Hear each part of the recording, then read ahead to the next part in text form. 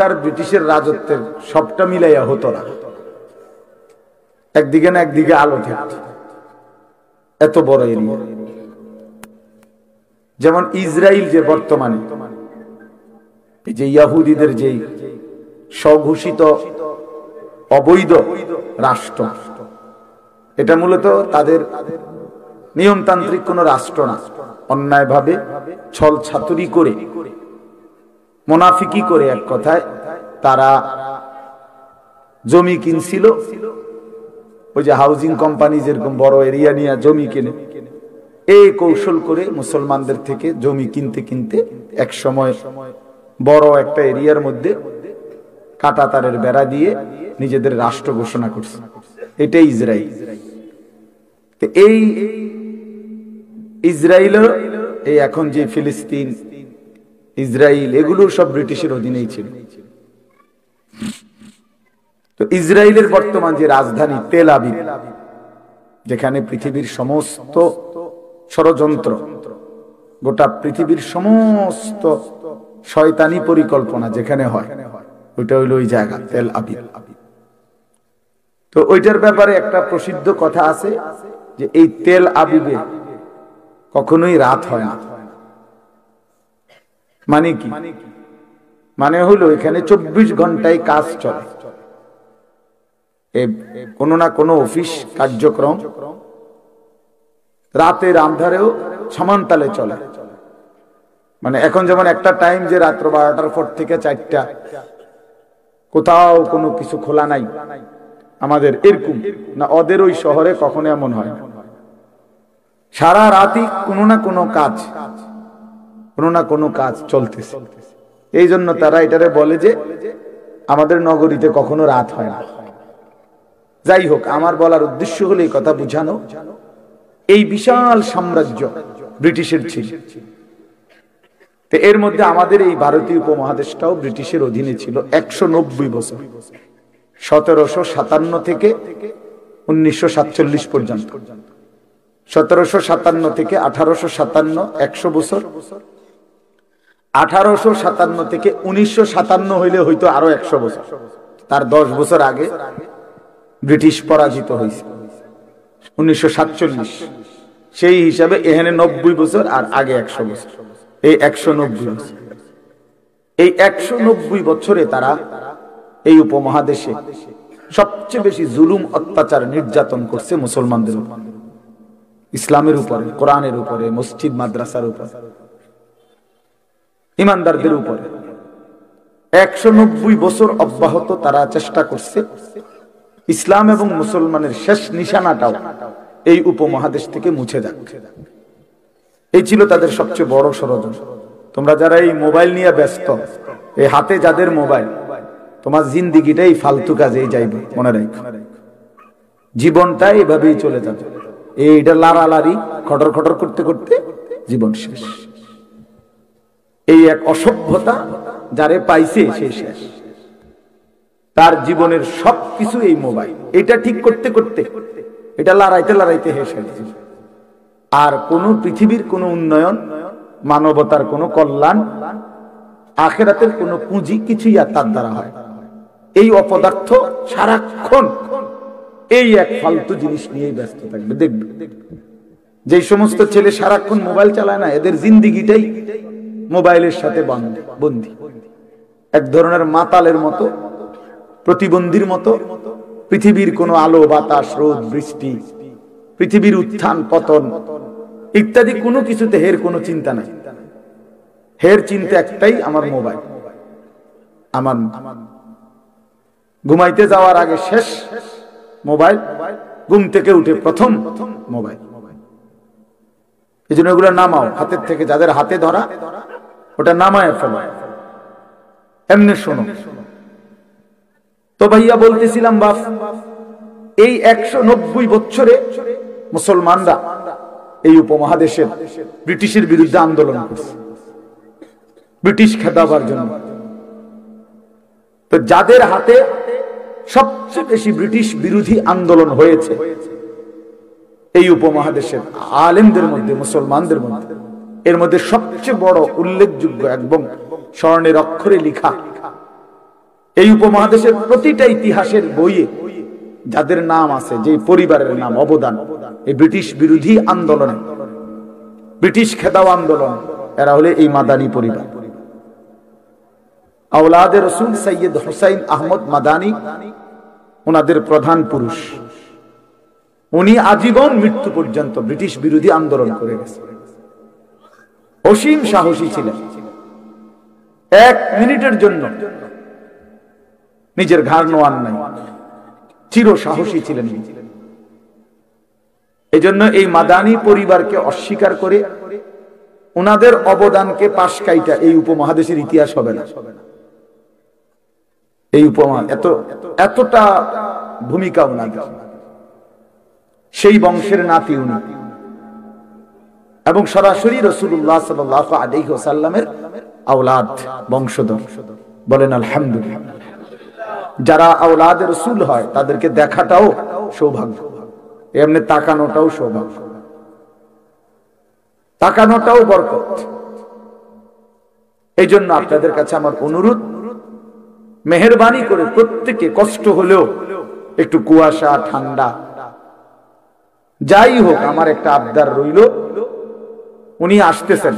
আমি এখন যেখান থেকে বয়ান করে আসছি কুমিল্লা শহরে, ওইখানে আমি ওনারে বসাই, অর্থাৎ উনি বসতেছেন আরো আগে। আমি তো রওনা দিছি আরো 1-1.5 ঘন্টা আগে। আমি মাঝখানে একজন ডাক্তার দেখাইছি জরুরি, এই জন্য আমার দেরি হয়েছে আসতে, চোখের ডাক্তার দেখাইতে হয়েছে। তো হযরত সেখানে বয়ান শেষ করে রওনা দিছেন এখানের উদ্দেশ্যে। কুমিল্লাতেই, কুমিল্লা শহরেই ছিল। এশার নামাজের পরপরই ওইখানে বয়ান করছে। ওখানে 7:30টায় পর্যন্ত আমি বয়ান করছিলাম, এরপরে এশা হয়েছে, এরপরেই হযরত বসছে। তো ইনশাআল্লাহ কিছুক্ষণের মধ্যেই হযরত চলে আসবে। আমি মূলত মুফতি আসাদ, আমাদের অনেক মহব্বতের এই মাদ্রাসার যিনি মুহতামিম, অনেক আগ থেকেই আপনাদের এই মাদ্রাসা যখন একেবারে শুরু হয়, মাত্র মাটি ফেলতেছে, রেডি করতেছে ঘরদুয়ার, তখন থেকেই আমি এখানে আসছি। মাহফিল ছাড়াও আমি এমনিতে অনেকবার আসছি। আর একটা সময় কিছুদিন, প্রায় বছর খানিক, দেবিদ্বারের এদিকে যে রাস্তার যখন কাজ চলতেছিল, ভীষণ জ্যাম থাকতো রাস্তায়, তখন আমি বহুদিন এরকম কোম্পানিগঞ্জের ওই দিকের মাহফিলে এই রাস্তা দিয়া উঠে গেছি। ওই যে পান্নার ফুল উঠে আমাদের মাওলানা গিয়াসউদ্দিন সাহেব হুজুরের মাদ্রাসার সামনে দিয়া উঠতো রাস্তাটা। এই হিসাবে তখন আমি অহরহ এই মাদ্রাসায় বসতাম, আসতাম। আমার শায়েখ আরিফ বিল্লাহ আল্লামা মুফতি মুশতাকুন নবী কাসিমি হযরতের মাদ্রাসাতেও মুফতি আসাদ কিছুদিন খেদমত করেছিলেন। আল্লাহ তাআলা এই মাদ্রাসাকেও ভরপুর কবুল করে নেন। কোরআনুল কারীমের 3টা আয়াত আপনাদের সামনে পড়েছি। এই অল্প একটু সময় আপনাদের সামনে আমি সামান্য 2-4টা কথা বলতে চাই। এই 3টা আয়াতের তরজমা সূরা মুলকের 12, 13, 14 এই 3টি আয়াত পড়ছি। একটা জিনিস শুধু আগে বোঝেন, আল্লাহ পাক রব্বুল আলামিন কবর, হাসর, আখিরাত, মিজান, ফুলসিরাত, জান্নাত, জাহান্নাম এই পরকালের বিষয়গুলো নিয়ে কোরআন এবং সুন্নাহর মধ্যে বিস্তারিত আলোচনা করেছেন। এত বেশি আলোচনা করছেন যে এটা অস্বীকার করার কোনো যৌক্তিকতা নেই। সাথে সাথে আদম আলাইহিস সালাম থেকে নিয়ে আমাদের নবী সাল্লাল্লাহু আলাইহি ওয়াসাল্লাম পর্যন্ত এই 1.25 লক্ষ নবী এবং রাসূল, কিংবা তার চাইতে বেশি কম, সমস্ত নবী এবং রাসূল আখিরাতের এই বিষয়গুলো নিয়ে প্রত্যেক জামানার মানুষদেরকে ওহীর ভিত্তিতে, আল্লাহ তাআলার পক্ষ থেকে আসমানি ইলমের ভিত্তিতে ওনারা নিজ নিজ উম্মতকে এগুলা বলেছেন। এই কবর, হাসর, মিজান, ফুলসিরাত, জান্নাত, জাহান্নাম, পরকালের শাস্তি, পরকালের শান্তি, জান্নাতের নিয়ামত, জাহান্নামের আযাব, কবরের সুখ, কবরের দুঃখ, এই বিষয়গুলো এত বেশি হাদিস, এত বেশি কোরআনের এবং সুন্নাহর আয়াত, এত লক্ষ নবী এবং রাসূলের এবং তার পরবর্তী সর্বযুগের উম্মতের সাহাবা, তাবিঈ, উলামা, আউলিয়া এত বিপুল সংখ্যক বর্ণনা করেছেন। আল্লাহ তাআলা সমস্ত আসমানি কিতাবে নাজিল করেছেন, নবী রাসূলদের মাধ্যমে বলেছেন। কাজেই এটা যদিও আমরা চোখে দেখি না, কিন্তু এটা অস্বীকার করার কোনো যুক্তি নেই, কোনো যুক্তি নেই। একটা মানুষের স্বাভাবিক যুক্তি হলো মানুষ চোখে না দেখলেও অনেক কিছু বিশ্বাস করে, সবকিছুই চোখে দেখতে হয়, এটা জরুরি না। একবার আমরা আমাদের ওস্তাদদের কাছে শুনছিলাম ছাত্র জীবনে, এক আল্লাহওয়ালা বুজুর্গ, ওনার কাছে একজন লোক চালাক, একটু পণ্ডিত কিসিমের লোক। তো উনি বলতেছে, হুজুর যেহেতু আল্লাহকে দেখি না, অতএব বিশ্বাসও করি না, যেটা দেখি না এটা বিশ্বাস করব কেন? তখন হুজুর ওনার হাতে তখন ওই মাটির ঢিলা, আগে যে ঢিলা ব্যবহার করতো টয়লেট পেপারের আগে, তো মাটির ঢিলা ছিল। তো উনি এটা তার কপাল বরাবর এমনি মারছে, ফিক্কা মারছে, ফিক্কা মারছে। আরে এই লোক রাগ হইয়া বলতেছে, হুজুর এটা কি করলেন? আমারে ঢিল মারলেন কেন? যুক্তি দিয়ে না পাইরা এখন ঢিল মারলেন। হুজুর বললেন, এত অসুবিধা কি হয়েছে? দেখছনি অসুবিধা কি হয়েছে বলে, একে তো ঢিল মারলেন, আবার কোন অসুবিধা কি হয়েছে? আমি ব্যথা পাইছি না। তো হুজুর বলছেন, ও আচ্ছা ভাইয়া, দয়া করে আপনি যে ব্যথাটা পাইছেন এটা যদি আমার একটু হাতে নিয়ে দেখাইতেন, ব্যথাটা কিরকম, কেমন ব্যথাটা পাইলেন, বিষয়টা বুঝতে আমার একটু সুবিধা হইতো। আমি তো আসলে কখনোই ব্যথা দেখি নাই, এই জন্য ব্যথা পায় মানুষ এই কথা আমার জানা নাই, এটা যদি একটু দেখাই দিতেন, বুঝাইতেন। তখন ওই লোক বলতেছে, এই জন্যই তো আপনার ঘরে বেকুব কয় হুজুরের, মিয়া ব্যথা কি দেখানো যায়? ব্যথা তো এমনি বুঝে নিতে হয়। এই হুজুর তখন বলতেছে, আল্লাহকেও দেখানো যায় না, এমনি বুঝে নিতে হয়। আল্লাহকে কি করতে হয়? বুঝে নিতে হয়। এই লোক তো চিন্তা করছে, ধরা তো খাইয়ে নিলাম, আমার কথাতে তো আমি কি খাইয়ে লাইছি, ধরা খাইয়া ফেলছি। তখন সে বলছে, রাখেন রাখেন, আমার কপালটা একটু হাত দিয়ে দেখেন, একটু ফুলে গেছে। এইটাই প্রমাণ করে, একটা চিহ্ন ফুলে গেছে একটু, যে আমি ব্যথা পাইছি। কাজে এই কপালের এই ফুলাটা প্রমাণ করে আমি ব্যথা পাইছি, এটা একটা চিহ্ন। তখন তিনি বললেন, চারিদিকের এই কোটি কোটি আসমান ও জমিনের চন্দ্র সূর্য, আলো বাতাস, রোদ বৃষ্টি, গাছ ফল ফুল, এই সব কিছু প্রমাণ করে মহান আল্লাহ আছেন। সানুরিহিম আয়াতিনা ফিল আফাক ওয়া ফি আনফুসিহিম, আল্লাহ বলেন আমার কুদরতের নিদর্শন আমি দিক দিগন্তে ছড়িয়ে দিয়েছি, এমনকি তোমাদের নিজ শরীরেও, চারিদিকেও তোমার মাঝে, চারিদিকেও আমি, তোমার মাঝেও আমি। তুমি যেদিকেই দেখবা, হাত্তা ইয়াতাবায়্যানা, এটাই স্পষ্ট হবে, আন্নাহুল হক, আল্লাহই সত্য, আল্লাহই আছেন, আল্লাহই সঠিক। সুবহানাল্লাহ। তো এই জন্য বললাম, এটা বাস্তবতা যে আল্লাহ পাককে না দেখে ভয় করতে হয়, বিশ্বাস করতে হয়। কবর, হাসর, মিজান, ফুলসিরাত, আখিরাতের এই বিষয়গুলো আল্লাহ এবং রাসূল যা বলেছেন তা না দেখেই বিশ্বাস করা, এটা যুক্তির দাবি, বিবেকের দাবি, ইনসাফের দাবি, বাস্তবতারও দাবি। আরো একটা বিষয় হলো, মহান আল্লাহ পাক রব্বুল আলামিন কোরআনুল কারীমের মধ্যে দুনিয়াবি বিষয়ে যত কথা বলছেন, এবং আমাদের প্রিয় নবী সাল্লাল্লাহু আলাইহি ওয়াসাল্লাম দুনিয়াবি ব্যাপারে যত কথা বলছেন, তার সবটাই 100% সঠিক। এটা যৌক্তিকভাবে বাস্তবতার দৃষ্টিতে প্রমাণিত। মনে করেন কথার কথা বুঝার জন্য বলি, কোরআনুল কারীমের মধ্যে আল্লাহ বলছেন, জমিন আমাদের নিচে বিছানার মতো আল্লাহ বিছায় দিয়েছে। এখন ওয়াল আরদা ফারাশনাহা ফানি'মাল মাহিদুন, আল্লাহ বলছেন আমি জমিন তোমাদের পায়ের নিচে বিছানার মতো বিছায়া দিছি। এখন আল্লাহ বলছে জমিন নিচে, পায়ের নিচে বিছানো, কোরআন শরীফের আয়াত। এখন আমরা দেখতেছি যে, বা বিজ্ঞান প্রমাণ করছে যে জমিন আমগো মাথার উপরে। কথা বলেন, কি তাহলে কোথায়? জমিন কোথায়? তো তো ঠিক আছে কিনা? কথা বলেন, ঠিক আছে কিনা? তো আল্লাহ বলছে কোথায়? তো আমরাও দেখি কোথায়। সব গবেষণায় এটা কোনটা, কোথায়? ঠিক আছে। আল্লাহ বলছেন ওয়াস-সামাআ বানাইনাহা, না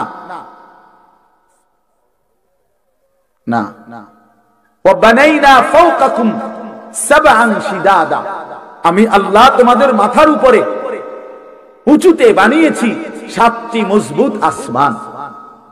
তাহলে আল্লাহ বলছেন তোমাদের মাথার উপরে আসমান বানিয়েছি, অথচ বিজ্ঞান প্রমাণ করেছে আসমান পানির তলে। ঠিক না? আসমান কি পানির তলে? কোথায়? তো তো খালাস। তো তাহলে বোঝা গেল, এরকম আমি অনেক উদাহরণ, আমার সময় নাই এই জন্য আমি বলতেছি না। তো আপনার অসংখ্য বিষয় যা বলছে কোরআন দুনিয়াবি ব্যাপারে, আসমান জমিন চন্দ্র সূর্য আলো বাতাস রোদ বৃষ্টি নারী পুরুষ, হ্যাঁ ছেলে মেয়ে, দুনিয়ার ব্যাপারে যেখানে যেটা বলছে আল্লাহ সবটাই সঠিক, একটাও কোনো ভুল নাই। তাহলে যেই মহান আল্লাহ এবং তার রসুলের কথা দুনিয়াবি ব্যাপারে সব সঠিক হলো, প্রমাণিত হলো, অতএব এটাই প্রমাণ করে আখিরাতের বিষয়ে ওনারা যা বলছেন সেটাও সঠিক। ওই দেখেন, ওই দেখেন, ইয়া দেখো, ওই দেখো, ওই যে ওই দেখো, ওই অপদার্থ বসে বসে বুট খায় আর ওর মোবাইল দেখে, আর ওইটা দেখছেন, দেখছেন? এই হলো মুসলমানের বাচ্চা, যাদের জিন্দেগি তারা এভাবে বানায় নিছে যে পৃথিবীর কোন ভদ্রতা তাদের দরকার নেই। আমি এটাই বলতে চাইছি, আমাদের সন্তানদের অসভ্যতা এখানে গিয়ে পড়ছে যে মানে কোন ভদ্রতা, ইনসানিয়ত বলতে, ভদ্রতা বলতে কিছু আর দরকার না। আমি আর আমার মোবাইল, হুজুর তোর আব্বাও যদি মানা করে আমি মোবাইল টিপব, হুজুরের বাপও যদি করে, কাবা শরীফের ইমাম কক আর মুয়াজ্জিনে কক, আমার মোবাইল আমি টিপব। হ্যাঁ আমি এটা সাইকেল, এইটা ছাড়া আমার জিন্দেগি চলবে না। আমি মোবাইল ছাড়া থাকতে পারতাম না, প্রয়োজনে আমার হাত খুললে রেখে দাও। হায় হায়, হ্যাঁ হ্যাঁ, সাংঘাতিক বিষয় এটা, অধপতনের চূড়ান্ত সীমা। আপনারা জানেন না, আপনাদের এই জেনারেশন শেষ পর্যন্ত ফকির হবে, একদিন জীবন যৌবন শরীর স্বাস্থ্য সব হারাইয়া পথের কাঙ্গাল হয়ে দাঁড়াবে। এত গাফলুতিতে, এত খামখেয়ালিতে বাবা দুনিয়াও চলে না। দুনিয়াতেও যারা সম্পদ অর্জন করে, হালাল হারাম করে, আগে মানে কমপক্ষে যারা সম্পদশালী তারা অনেক পরিশ্রম, কথা বুঝছেন না? বৈধ অবৈধ পরের কথা, কিন্তু দুনিয়াতেও যারা শিল্পপতি সম্পদশালী মালওয়ালা, আপনি তাদের জীবন পিছনে খুঁজতে দেখবেন কঠোর পরিশ্রম, দিবা নিশির মেহনত আজকে তারে ধনী বানাইছে। শুয়া শুয়া রং তামসা কইরা, এই ফাতরামি কইরা দুনিয়াও বরবাদ হইছে, আখিরাতও বরবাদ হইছে। এজন্য প্রিয় ভাই আমার, ছেলেরা আমার, এটা বুঝতে শেখো ভাইয়া, বুঝতে শেখো, বুঝতে শেখো। এত গাফেল হওয়া ঠিক না রে বাপ। মুসলমানের সন্তান বাবা মা আত্মীয় স্বজন উস্তাদ ছাত্র ওলামায়ে কেরাম দিনদার মানুষ মসজিদ মাদ্রাসা কোনো কিছু পরোয়া না করা, নিজের একেবারেই স্বাধীন মনের ইচ্ছা মতো চলা, এটা ভাইয়া বাস্তব কথা হলো এটা জন্তু জানোয়ারের স্বভাব, এটা হাইওয়ানের স্বভাব। হাইওয়ান একমাত্র জন্তু জানোয়ারই সম্পূর্ণ নিজের স্বাধীনভাবে চলে, নিজের ইচ্ছে মতো চলে।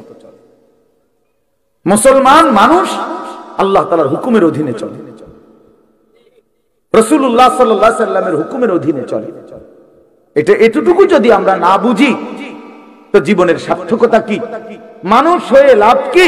মুসলমান হয়ে লাভ কি? আল্লাহ আমাদেরকে বুঝ দান করেন। তো বলতেছিলাম, আমার কথা আমি শেষ করতেছি। আল্লাহ তাআলা বলেন, এই কথাটাই বুঝাইতে চাইছিলাম এই আয়াতের কারণে, যে মূলত আল্লাহ তাআলা বলতে চাইছেন, বান্দা সর্বাবস্থায় তুমি আমাকে ভয় করো। আমার কবর দেখো নাই, ভয় করো।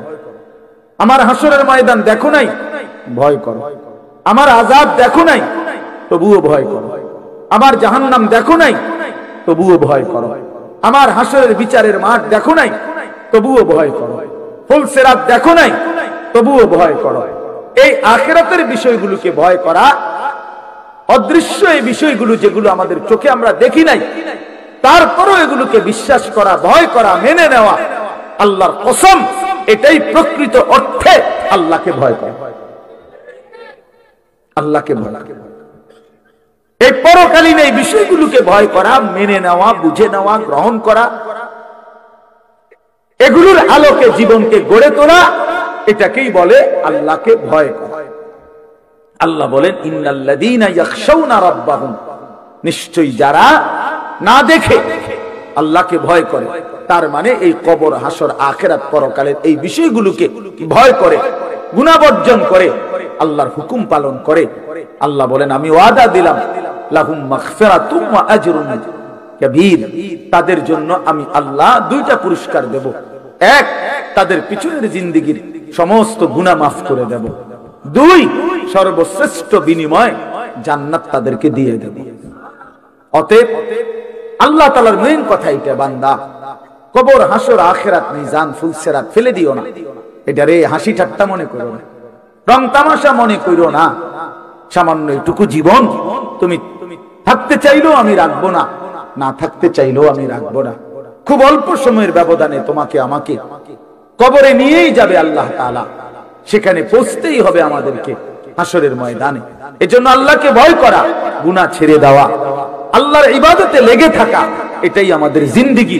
ভালো লাগলেও এটা জীবন, ভালো না লাগলেও এটা জীবন, কষ্ট হলেও এটা আমল, কষ্ট না হইলেও এটাই জীবন। যত কষ্টই হোক ফজর পড়তেই হবে, আবার স্বাভাবিক ভালো লাগলেও ফজর পড়তেই হবে। এরকম আর কি, গুনাহ ছাড়তেই হবে, আল্লাহর বন্দেগী করতেই হবে। আল্লাহ বলেন ওয়া আসিররু কাওলাকুম আবিজহারু বি ইন্নাহু আলিমুম বিদাতিস সুদূর। আল্লাহ বলে বান্দা তুমি যদি আস্তে কথা বলো তাও আমি শুনতে পাই, তুমি যদি জোরে কথা বলো তাও আমি শুনতে পাই। ইন্নাহু আলিমুম বিদাতিস সুদূর, তোমাদের অন্তরের ভিতরের যে জল্পনা কল্পনা আমি তাও জানি বান্দা। অতএব আমার থেকে তুমি এক সেকেন্ড লুকাইতেও পারবা না, আড়াল করতে পারবা না।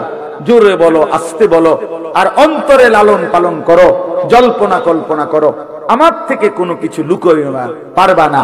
অতএব আমি সব জানি, কাজে আমি আল্লাহর নাফরমানি কইরো না বান্দা, আটকায় যাবে, কষ্ট পাইবা বান্দা, কষ্ট পাইবা। সর্বশেষ কথা আল্লাহ বলেন আলা ইয়ালামু মান খালাক ওয়া হুয়াল লাতীফুল খাবীর। আল্লাহ বলে বান্দা একটা জিনিস মনে রাখো, যিনি সৃষ্টি করেছেন তিনি জানবে না তার সৃষ্টির সব অবস্থা। এটা কিভাবে হয়? এটা কিভাবে সম্ভব? তো সৃষ্টি তো করেছি আমি আল্লাহ, তো আমি জানবো না আমার বান্দার অবস্থা, তো কে জানবে? কথা বলেন না, জানবে তো কে? তাই তো তুমি কার লগে লুকোচুরি করো? মার আড়াল হইলে কি হইছে? মা কি বিচার করবো না? বাবার আড়ালে করলে কি হইছে? বাবা তো বিচার করবে না, বিচার তো করবো আমি আল্লাহ। তুমি আমার থেকে না আড়াল করবে, তুমি আমার না লুকাইবা, আমার থেকে লুকাইবা কেমনে বান্দা? তুমি দুনিয়ার কেউ দেখলো না, তো কি হইছে? দেখলেই কি, না দেখলেই কি? ওয়া হুয়াল লাতীফুল খাবীর। আল্লাহই একমাত্র সূক্ষ্ম থেকে সূক্ষ্ম, বিন্দু থেকে বিন্দু বিষয় জানেন, পুরা সৃষ্টির সমস্ত বিষয়ে পূর্ণ খবর রাখেন। এই জন্য বাপ, আমি আসলেই আন্তরিকভাবে আপনাদের কাছে দুঃখ প্রকাশ করছি। আমি আপনাদের কাছে একটা বিনীত অনুরোধ, হযরত চলে আসছেন, আমার একান্ত প্রিয় একজন ছাত্র, অনেক অনেক বেশি আদরের, মাওলানা সারা দেশ বয়ান করে, আলহামদুলিল্লাহ আজকেও বয়ান করছেন। ওইখান থেকে আমি তাকে আসতে বলছি, শুধু হযরত উঠতে উঠতে আমাদের কোম্পানিগঞ্জ মোরগ বাজার জামে মসজিদের সম্মানিত খতিব মাওলানা ইয়াহইয়া ইউনুসী, আলহামদুলিল্লাহ আপনাদের সামনে সামান্য একটু সময় কথা বলবেন। এখন ওনার তার কথার মাঝখানে থাকতে থাকতে ইনশাআল্লাহ হযরত চলে আসবেন। আপনাদের কাছে অনুরোধ নাও, জওয়ান ভাই, জওয়ান ভাই তুমি তো কত কিছুই দেখো, এক আওলাদে রাসূলকে দেখো, নবী বংশের একজন দৌহিত্রকে, নবীর বংশধরকে দেখো, বরকত হবে, তোমার চোখের বরকত হবে, জিন্দেগীর বরকত হবে। এজন্য সবাইকে অনুরোধ করলাম, দয়া করে অল্প সময়ের জন্য, হযরত লম্বা বয়ান করবে না, আপনার অল্প একটু কথা বলে দোয়া করে দিবে। আপনারা মেহেরবানি করে উঠাউটি না করে আল্লাহর ওয়াস্তে সুন্দর করে এই মাদ্রাসার এই মাহফিলে বসেন। আলহামদুলিল্লাহ 9 জন ছাত্রকে পাগড়ি দেওয়া হবে, এরপরে আপনার পুরস্কার দেওয়া হবে অনেকগুলো ছেলেকে, এরপরে দোয়া হবে। আপনারা হযরতের দোয়ায় শরীক হয়ে আওলাদে রাসূলের বরকত নিয়ে যাওয়ার চেষ্টা করবেন ইনশাআল্লাহ। এখন আপনাদের মাঝে সংক্ষিপ্ত বয়ান করবেন মাওলানা ইয়াহইয়া ইউনূসী। আল্লাহ তাআলা তাকেও ভরপুর তৌফিক দান করেন, কবুল করেন। ইলমালানা ইল্লা মা আল্লামতানা ইন্নাকা আনতাল আলিমুল হাকীম। আলহামদুলিল্লাহ, আল্লাহ পাক রব্বুল ইজ্জত জুল জালাল ওয়াল ইকরামের ফজল করম, রব্বুল আলামিনের অপরিসীম ইহসান, মেহেরবানি, দয়া। আল্লাহ তাআলা আমাদেরকে আজ 8 ডিসেম্বর 2024 রোজ রবিবার কুমিল্লা জেলা সদর দক্ষিণ ধর্মপুর বাহরুল উলুম মাদ্রাসা ও এতিমখানার হাফেজ ছাত্রদের পাগড়ি প্রদান, এলাকার সমস্ত কবরবাসীদের রুহের মাগফিরাত কামনায় আজকের এই নবম বার্ষিক ওয়াজ মাহফিল আল্লাহ তাআলা আমাদেরকে আসবার বসবার আল্লাহর জন্যই জমা হওয়ার তৌফিক দান করেছেন। এজন্য আমরা সকলেই বলি আলহামদুলিল্লাহ। আশ্চর্যের বিষয় হলো নবম বার্ষিক, এটাই আমার কাছে অবাক লাগলো যে মনে হইতেছে আমরা এই তো সেদিন মাদ্রাসাটা শুরু হইলো, প্রথম বছর থেকেই আমরা এই মাদ্রাসার সাথে সম্পৃক্ত, অর্থাৎ আসা যাওয়া। 9 বছর কেমনে হইলো এটা তো বুঝলাম না। আল্লাহ আশ্চর্য, জিন্দেগি কতটা দ্রুত চলে যায়। ইয়াতাকারাবুজ জামান। রাসূলুল্লাহ সাল্লাল্লাহু আলাইহি ওয়াসাল্লাম তিনি হাদিসের মধ্যে ইরশাদ করেছেন, কিয়ামতের পূর্বে সময় খুব সংক্ষিপ্ত হয়ে যাবে, করিব করিব মানে কাছাকাছি হয়ে যাবে। মনে হবে একটা বছর একটা মাসের মতো, একটা মাস একটা সপ্তাহের মতো, একটা সপ্তাহ একটা দিনের মতো, এরকম। এই মনে করেন কয়েকদিনের পরে শুনবেন যে রমজান চলে আসছে, শুনবেন ঈদ চলে আসছে। তো এইটাও এরকম। এই তো সেদিন আমরা মসজিদে বসছি, মাদ্রাসা হচ্ছে, আলহামদুলিল্লাহ এখন 9 বছর চলে। আল্লাহ তাআলা এই মাদ্রাসা ভরপুর কবুল করেন। মাওলানা মুফতি ইমরান ভাই, উনি আমার অনেক মহব্বত করেন।